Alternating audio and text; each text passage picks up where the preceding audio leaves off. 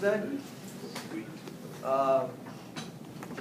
So it'll be a touch on the terribly exciting side, and then we'll go from there. I'm going to try to get everything set up before Andy gets here, so maybe it actually works.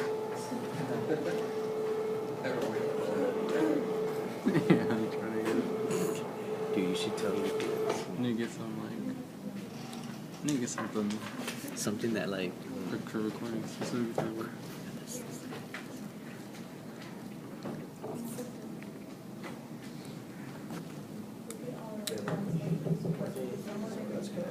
I don't know what to use. Like 2 books. Right.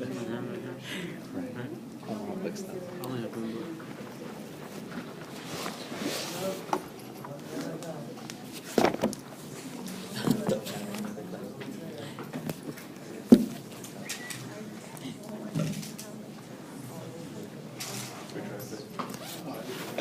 I have this. It's just,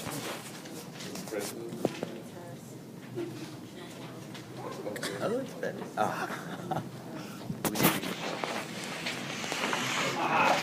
See if I can hear the punch, everything works all right. Okay.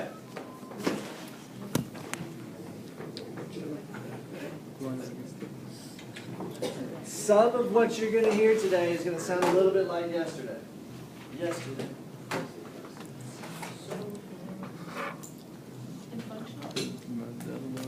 No, This is sorry, I best didn't it'll Ortho get. last time.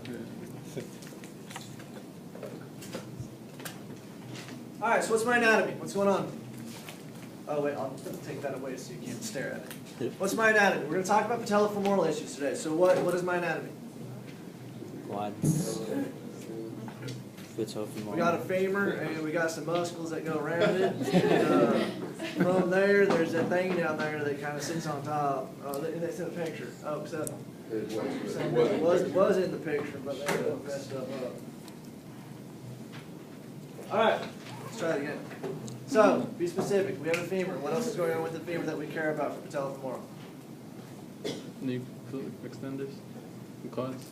So let's work with the femur first. So what's unique about the femur at the distal end? Describe the distal end of the femur. It's all connected. The little thingies on the sides that kind of get big.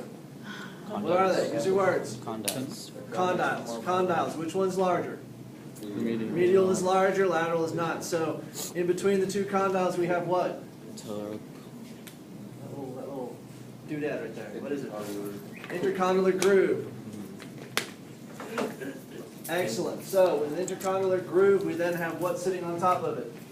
Patella. Okay. Yeah, we signed it.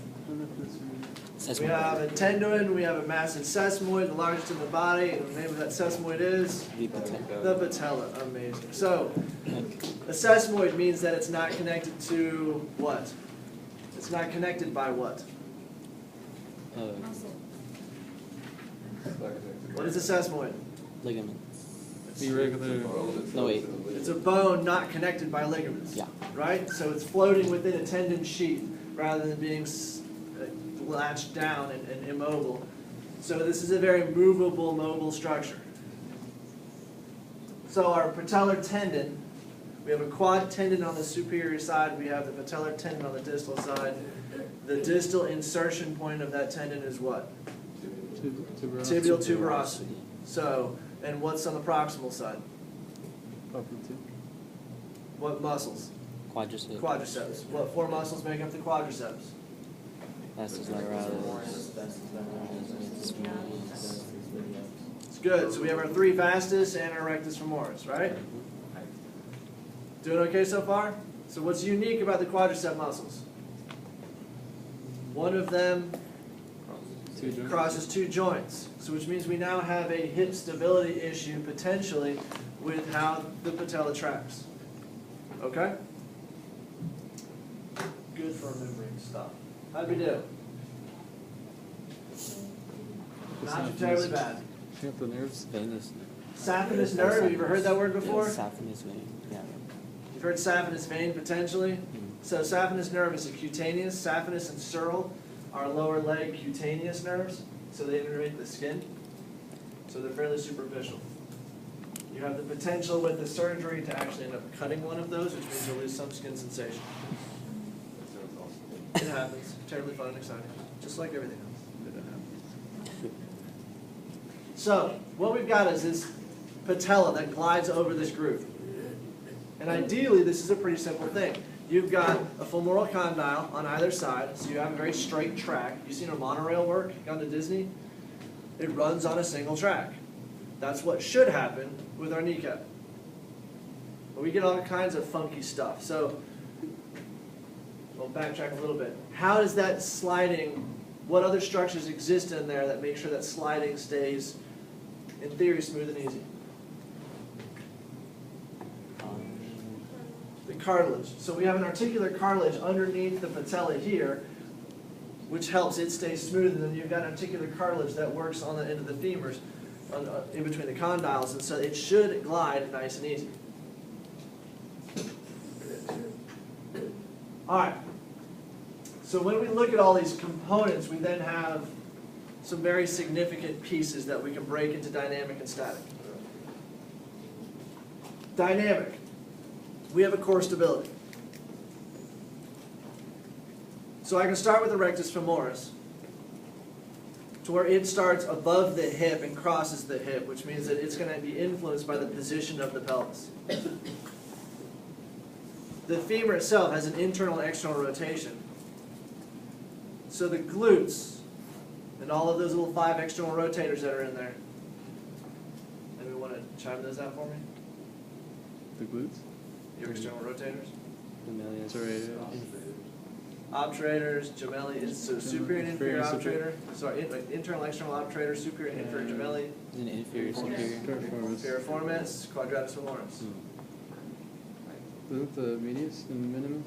And the medius and minimus definitely have an influence depending upon the position of the leg. So, and then for internal rotation, we also have glute med min for sure, hamstrings. It all factors in depending on the position of the leg. So we've got a dynamic stability involved with the rotation.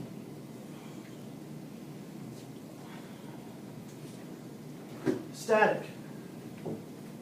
Oh, and then if we go to the knee, certainly down to the ankle, the foot position is going to influence if somebody pronates or has external tibial torsion, which we can explain in a minute, then it's going to change the position of that knee as well with every step you take, which puts it into a dynamic walking pattern, because as you walk, if there's a rotation, then that's going to influence how it's going to be able to track.